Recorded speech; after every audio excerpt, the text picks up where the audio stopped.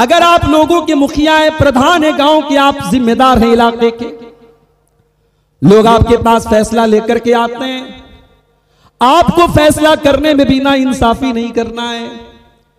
आपका अपना रिश्तेदार ही क्यों ना हो, आपका अपना सगा बेटा ही क्यों ना हो, अगर उसने गलत किया है तो जो गलत की सजा है वो उसको भी मिलनी चाहिए। आप पक्षपात न करें, आप किसी की तरफदारी न करें, आप किसी का पक्ष न लें, आप जो इंसाफ की बात है वही बात करें।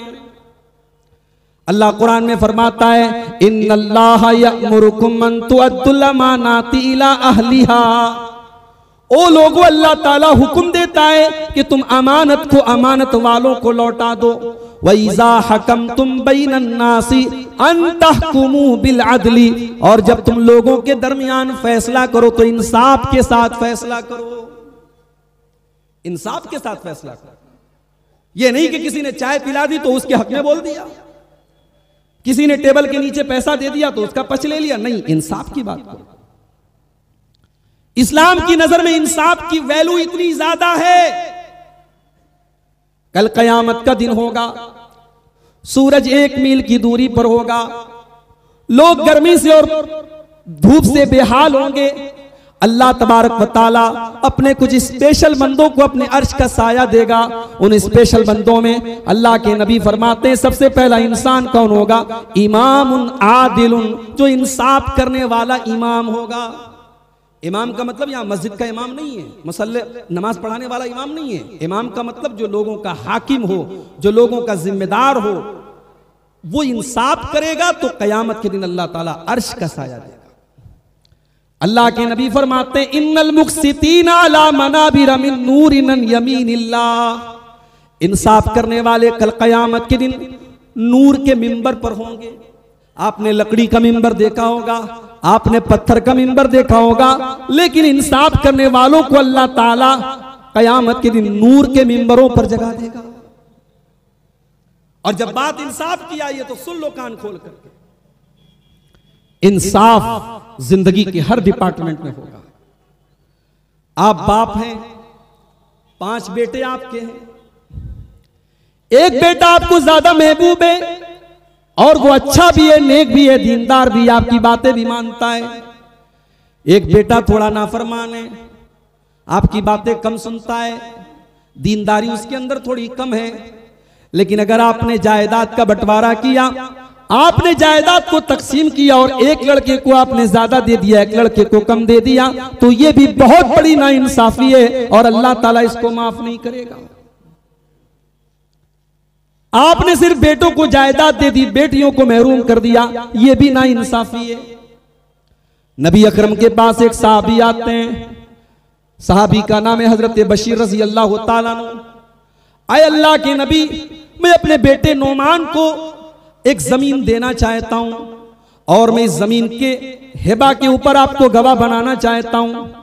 आपने पूछा है बशीर, क्या तुम्हारे और भी बच्चे हैं? हाँ अल्लाह के नबी, और भी बच्चे हैं। ऐ बशीर, क्या तुमने सारी औलादों को ये जमीन दी है? नहीं नहीं अल्लाह के नबी, मैंने सबको नहीं दी है। आपने फरमाया, फला अशहदु अला जौरिन, ये जुल्म है और मैं जुल्म के ऊपर गवाही नहीं दे सकता। इत्तकुल्लाह वादिलू बैना औलादिकुम, ओ लोगो अल्लाह से डरो और अपनी औलाद के दरमियान इंसाफ करो। इंसाफ की इतनी अहमियत है। नबी अकरम के दौर में एक औरत चोरी करती है।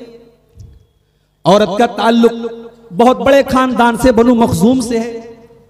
ये बनु मखजूम कौन सा खानदान है? ये अबू जहल का खानदान है, ये खालिद बिन वलीद का खानदान है, ये बहुत बड़ा खानदान है मक्के का।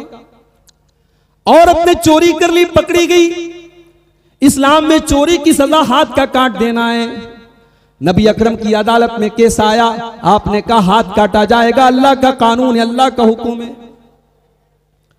खानदान वाले परेशान, हमारे खानदान की तो नाक कट जाएगी। लेकिन हिम्मत नहीं है कि अल्लाह के नबी के सामने जाकर के हम कैसे अपनी बात को रखें। लोगों ने हजरत उसामा बिन ज़ैद को पकड़ा, जो अल्लाह के नबी के बड़े चहेते थे। अय उसामा, आपसे तो अल्लाह के नबी बहुत मोहब्बत करते हैं, आप हमारा छोटा सा काम कर दें। इस औरत का हाथ ना काटा जाए, कुछ ले देकर के मामला रफा दफा कर दिया जाए, हमारे खानदान की इज्जत का मामला है। ऐ ओसामा, आप अल्लाह के नबी से सिफारिश कर दीजिए। बुखारी के अल्फाज हैं, ओसामा अल्लाह के नबी के पास आते हैं और उस औरत के बारे में सिफारिश करते हैं कि अल्लाह के नबी इसका हाथ ना काटा जाए, कोई और सजा दे दी जाए। अल्लाह के प्यारे नबी का चेहरा गुस्से से लाल हो गया। आपने फरमाया, अतशफउ फी हद्दिन मिन हुदूदिल्लाह, अय ओसामा तुम्हारी हिम्मत कैसे पड़ी, तुम अल्लाह के कानून को तोड़ने के बारे में मेरे पास सिफारिश लेकर के आए हो। अय ओसामा, तुमसे पहले की कौमें इसीलिए बर्बाद हो गई कि जब कोई बड़ा आदमी कोई गुनाह करता था उसको सजा नहीं देते थे, और गरीब आदमी, छोटा आदमी, मजदूर आदमी वही गुनाह करता था उसको सजा देते थे। ऐ ओसामा, कान खोल करके सुन लो, ये औरत तो कबीले बनु मखजूम की औरत है। इस औरत का नाम भी फातिमा है।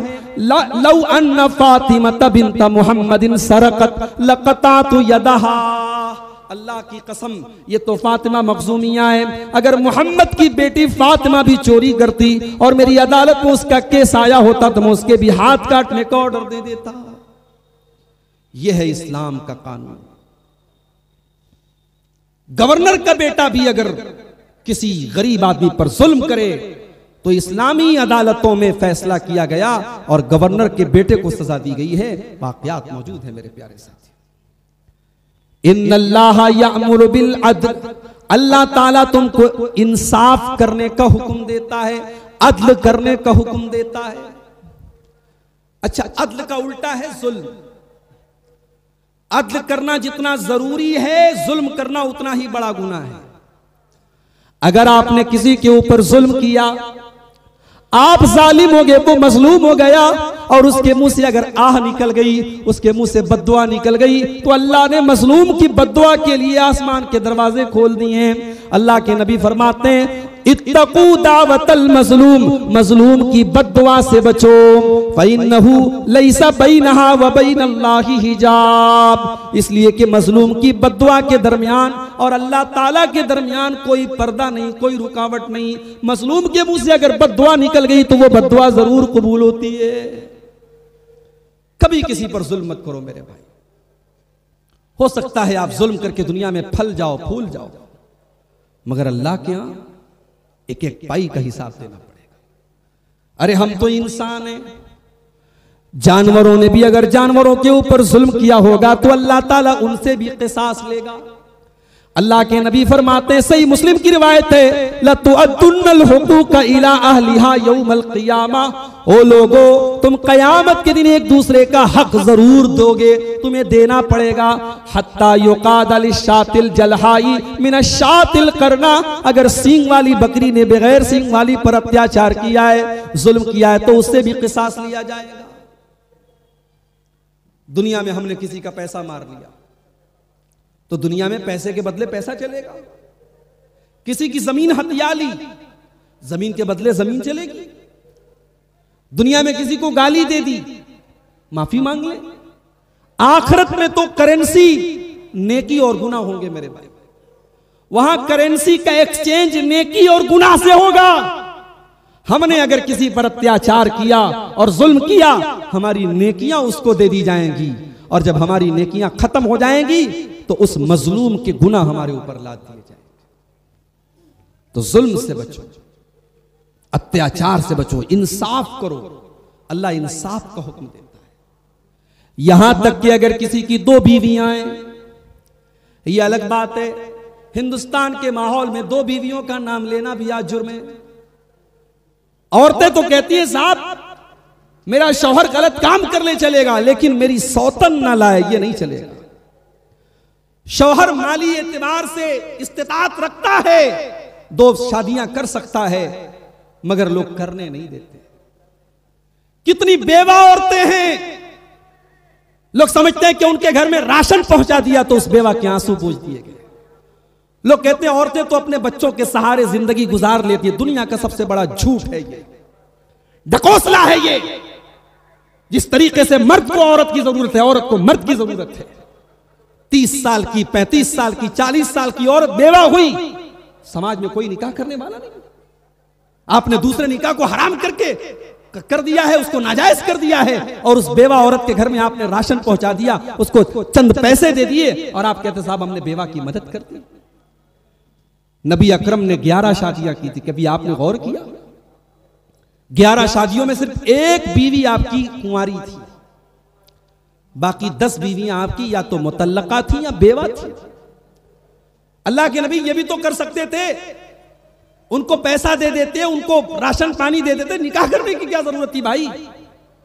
नबी ने उम्मत को तालीम दी, समाज की ये बेवा औरतें तुम्हारे राशन के और तुम्हारे रोटी के टुकड़ों की मोहताज नहीं है, उनको भी इज्जत के साथ एक शादीशुदा जिंदगी गुजारने का हक है। इसीलिए अल्लाह के नबी फरमाते हैं मन कान लहू इमरातान, जिसकी 2 बीवियां हो, फमाल इला अहदिहिमा, अगर 2 बीवियों में से किसी एक बीवी की तरफ उसका झुकाव ज्यादा है, एक से ज्यादा शादी की इजाजत है, मगर इस कंडीशन के साथ कि आपको इंसाफ करना है। अगर एक बीवी के साथ, मैंने हैदराबाद में देखा, बहुत सारे केस आए मेरे सामने, शौहर सऊदी अरब में रहता है, एक बीवी को वहां लेके रहता है, एक बीवी यहां रहती है। पहली बीवी यहां है जिसके 4 बच्चे हैं, और दूसरी बीवी कम उम्र की लड़की से शादी करके उसको सऊदी लेके चला गया। ये जुल्म नहीं है? ये जुल्म है। दूसरी शादी करें आप तो दोनों का बराबर। अल्लाह के प्यारे नबी को देखिए, अल्लाह के नबी अपनी बीमारी के अय्याम में, अपने आखिरी दिनों में, आप उस वक्त भी ये चाहते थे कि हजरत आयशा के घर में आप अपने दिन गुजारें, मगर बीवियों की आपने बारी मुकर्रर करके रखी थी, तो जब तक आपने बीवियों से इजाजत नहीं ले ली तब तक आपने अम्मा आयशा के घर में अपने दिन नहीं गुजारे। आपने बाकायदा इजाजत मांगी, आपने ख्वाहिश का इजहार किया और बीवियों ने इजाजत दी, तब अल्लाह के प्यारे नबी ने अपनी बीमारी के आखिरी अय्याम हजरत आयशा के घर में गुजारे।